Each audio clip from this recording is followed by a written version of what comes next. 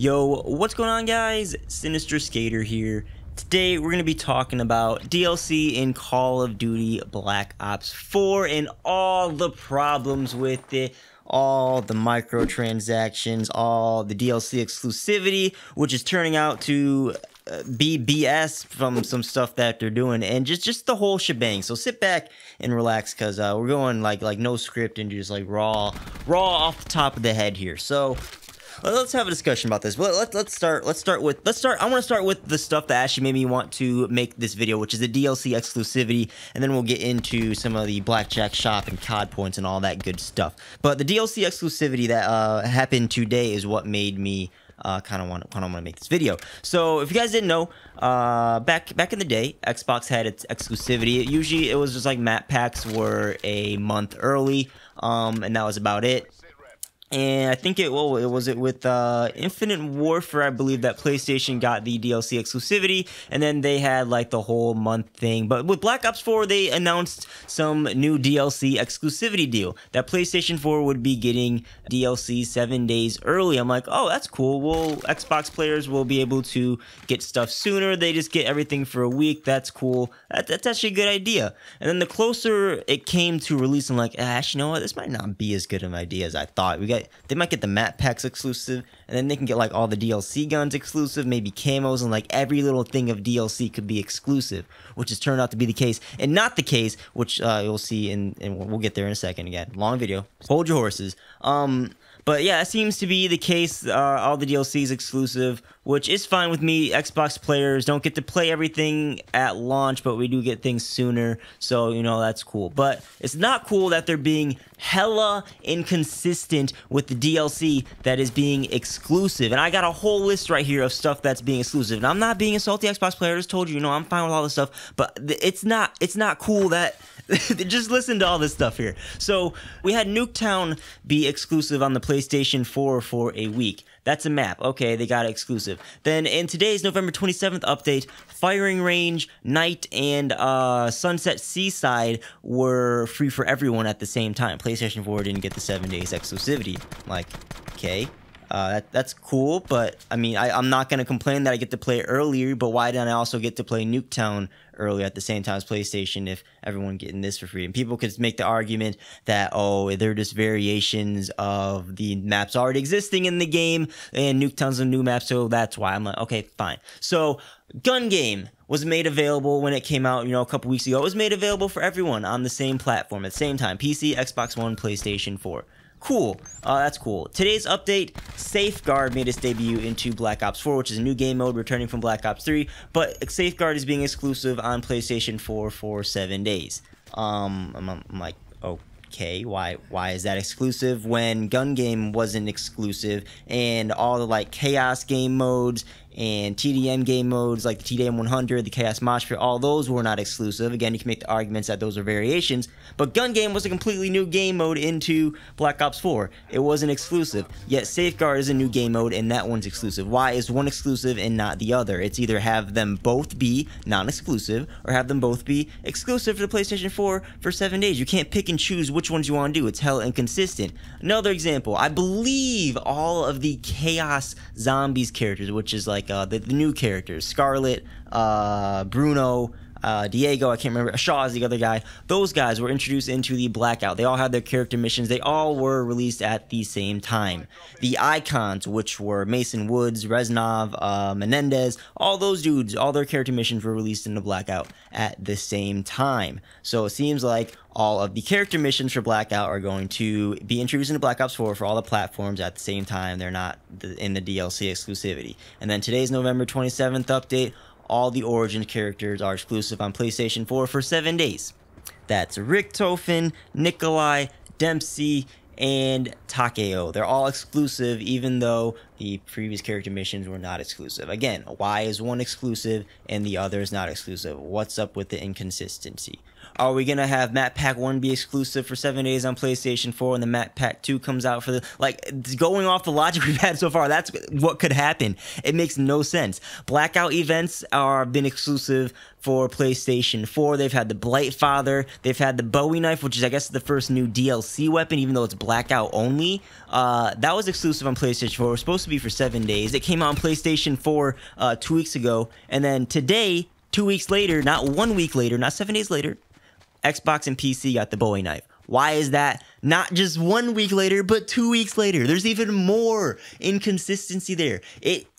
That's what is really making me mad. Not even like the overpriced Call of Duty points and everything in this game, or being 7 days exclusive. I'm fine with that, but I'm not fine with it being it's stupid. I don't know what else to say. I'm just gonna keep like rambling and saying that it's stupid. It's honestly stupid. It makes no sense. They need to come out and say what's going to be exclusive and like highlight everything. Like map variations are gonna be exclusive and new maps are not gonna be exclusive. Vice versa. They can't just pick and choose and leave everyone in the dark. And even if they like even thinking about like trying to categorize things, what's not and what's, it still makes no sense, because why are all the chaos characters, why is a certain group of blackout character missions being exclusive when the others weren't? It still makes no sense. And then Blackjack Shop has been exclusive.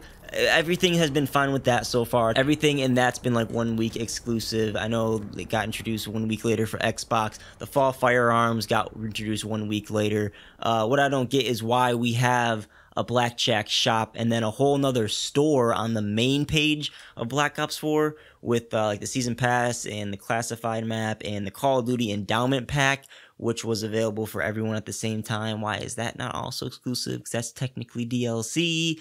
It makes no sense. I need consistency. This is not a good start to the DLC season. A lot of people are kind of upset with it. I've been fine with it, but I'm finally like getting fed up and I'm like, yo, what the hell's going on, Trey? This is stupid. So yeah, that really made me mad. It also brings me to finally talk about Blackjack Shop and Call of Duty points and how everything is super overpriced. Let's get into that. So we have the let's give them some credit. They have the contraband stream and the contraband tiers, which is cool way to get content. I even think that the progression rate is fine with that. I don't think you go too slow. I'm like 200 and something rank already. There's still 3 weeks left, and I haven't even been playing as much Call of Duty as I used to. I don't know. I mean, I don't think that that's an issue. It shows you what you get for the most part. One could make the argument that reserves after tier 200 are technically like supply drops. You just can't buy them. But, you know, contraband seems to be fine so far. And honestly, the blackjack prices I don't really care about, because I don't buy Call of Duty points. I don't like to spend my Call of Duty points that I get for free. I don't care to buy any of the cosmetics.